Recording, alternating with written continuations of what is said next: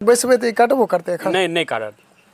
देखिए हमरा लग में नहीं नहीं काटत नहीं बस। कतेक मस्त लागे छै।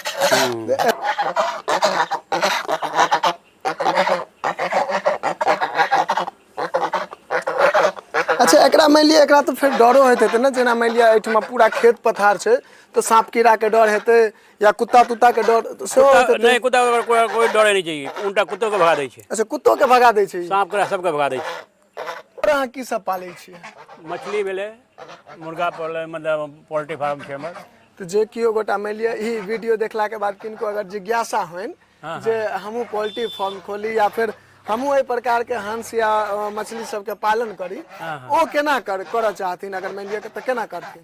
पोल्ट्री फार्म एकटा मत्स्य पालन के लेल कम से कम लगभग 1 बीघा करीब जमीन चाही, जकरा तालाब क के ओइमे मछली के बच्चा। अच्छा बच्चा मान लिया जे दैया अहाँ के या जकरा से अहाँ लै छियै फिर वह वापस अहाँ के मछली ल लैया या फिर कियो और लै छै? नहीं नहीं मछली फिर हम बेचै छियै, व्यापार के बुला के हम दऽ दै छियै, आबै छै खुद ही मारि के लऽ जाइ छै, वजन करै छै और गाड़ी में लोड कऽ के हमरा पैसा पाइ अपन तुरंत अहाँ के दऽ देलक, पैसा दऽ देलक आ चलि दऽ के चले गए।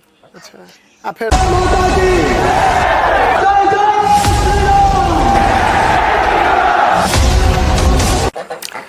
जय मिथिला, स्वागत कर रहल छी जागू मैथिल में। हम शिवम, कैमरा के पाछू दिलीप। अहाँ सब किछु दिन पहिने एकटा कहानी सुनने हेबै आरिफ और सारस के, वो जे दोस्ती रहे से कहानी बहुत चर्चा में आयल छलैया। और एखन हम सब जे मिलवाबऽ चाहे छी, सबसे पहले परिचय कऽ लै छी। जी बहुत बहुत स्वागत है। अच्छा आप अपन परिचय दऽ दी। हाँ हमर उदयकांत पोद्दार, ग्राम बरुआरा, पोस्ट कुशोदर, जिला दरभंगा। लेकिन हिनकर दोस्ती जे छै से हंस के संगे छै, और वो हंस एहन छै जे मान लिया पूरा चौहद्दी के छै से हिनकर जे जगह जे छै एठमा एक तरफ वो जे छै से मुर्गा पालन सेहो करै छथि, एक तरफ मत्स्य पालन सेहो करै छथि। लेकिन हंस जे छै, हम सहयोगी के कहबनि कनि नीचा देखेता, यह छी ओ हंस जे हिनकर दोस्ती। अच्छा कते दिन से एकरा पोसने छियै? ई भऽ गेलै हमरा करीब 4 महीना भेलै। भऽ गेलै एकरा 4 महीना भेलै। हाँ हाँ। ई की सब खाइ छै? ई घास खाइ छै और रोटी चावल खाइ छै। अच्छा घास और रोटी चावल। हाँ हाँ। आ मतलब एहि कैंपस में कियो वैली आदमी जे आबि जाइ छै तखन ई भगा दै छै, नहीं आबि दै छै। नहीं आबऽ दै छै? नहीं हम रहबै तकर बाद रुकबो करबै नहीं तब अहाँके काटत दऽ देतै। हाँ से तो मान लिया हम सब देखलिए या जखन अहाँ नहीं छलिए या हम सब आयल रहिए तो बहुत हल्ला करैत रहे। हाँ हमरा रहला के बाद अहाँके नहीं कुछ कहत। अच्छा ई मतलब अहींटा के चिन्हैया या अहाँ के परिवार के सब गोटा के चिन्है छै? नहीं एक दिन के बाद पहचान लै छै। मतलब एक दिन दू दिन जे छै से संगे रहल तऽ पहचान गेल। हाँ हाँ। कते दिन लगभग भेल एकरा पोसला? भऽ गेलै 3 महीना 4 महीना भऽ गेलै। 4 महीना, मात्र 4 महीना में जे छै से एतेक दोस्ती अहाँ सबके लगाव भऽ गेल? बच्चा छै एकरी 5-6 महीना के छै। ई तऽ बहुत अखनी नमहर होतै, तकर बाद ककरो घुसून देतै अंदर। हाँ ई तऽ हम सब सुनै छियै बहुत नमहर होइ छै, विशाल होइ छै।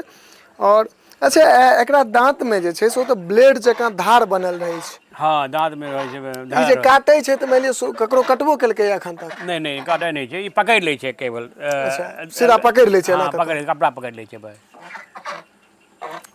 देख रहल छियै जे एखन हिनका रहैत हमर सहयोगी जे कैमरा चला रहल छथिन, हिनका एकदम जेना लागै छै जे काटै के लेल दौड़ जेथिन। अच्छा एकरा बजबियो तऽ अहाँ अपना दिसन केना बजाबै छियै?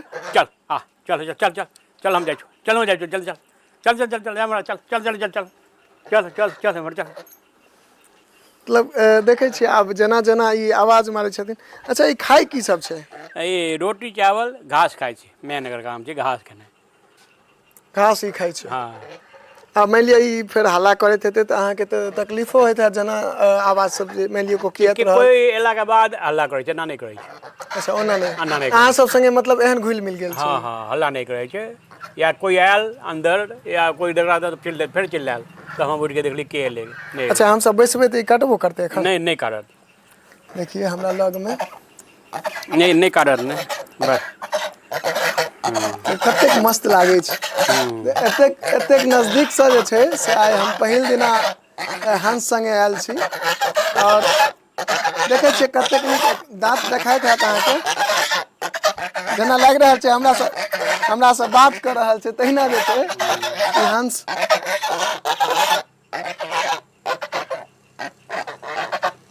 नजीब मतलब नए आदमी के देख के ना करे छे बस। अच्छा नया आदमी के, लेकिन आप तो हमरो चिन्ह गेल। हाँ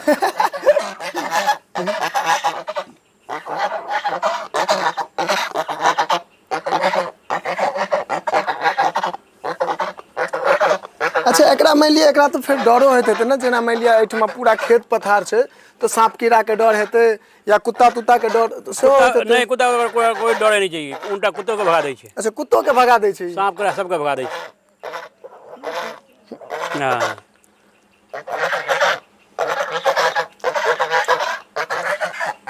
मतलब ई एकटा जे छै से अहाँ के बड़ी सुंदर रखवार भेट गेल। हाँ गार्ड के काम करे छे, गार्ड के काज पूरा करे छै। पूरा। हम नहीं छलिए लहान गेल छलिए आँख देखबे ले, तो हमरा पीछे कोकरो नहीं घुसे देलकै अंदर।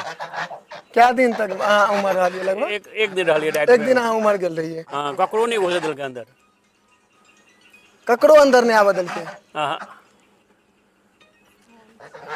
कमाल के बात छै। मान लिया ई जे छै से बड़ी सुंदर रखवाली करी। अच्छा और अहाँ की सब पालै छियै? मछली भेले, मुर्गा पाले, मतलब पोल्ट्री फार्म छै हमर। तो जे कियो गोटा मान लिया ई वीडियो देखला के बाद किनको अगर जिज्ञासा होइन जे हमहू पोल्ट्री फार्म खोली या फिर हमहू एहि प्रकार के हंस या मछली सब के पालन करी, ओ केना करऽ चाहथिन अगर मान लिया तो केना करथिन?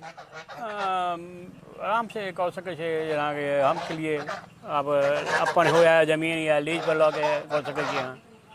तो फिर ओहि के लेल मान लिया सरकार की सब मुहैया करबै छै लगभग? एकटा जेना अहाँ के लिए या तो अहाँ के एकटा अंदाजा हैत। सरकार तो हमरा अथी ट्यूबवेल के लिए पैसा नहीं, ओनली अथी के तालाब खोदबे के लिए पाई देलकै छलै, ओनली एक किस्त ओनली, बस दोबारा नहीं एले आज तक। अच्छा दोबारा नहीं आयल हमर, सबटा अपने पूरा के लिए। हाँ, ई लगभग कतेक दूर जमीन जे छै से अहाँ एखन अथी सवा केने बीघा छियै? छै। 1.25 बीघा छै। एही में अहाँ के मत्स्य पालन के सेहो भ जाइया, एही में मुर्गा पालन के सेहो भ जाइया। हाँ पेड़ केला वगैरह से लागल छै, बनारा लागल सब केला वगैरह, फल सब्जी वगैरह सब होइ छै एहिठमा, अपन उपजाबै छै।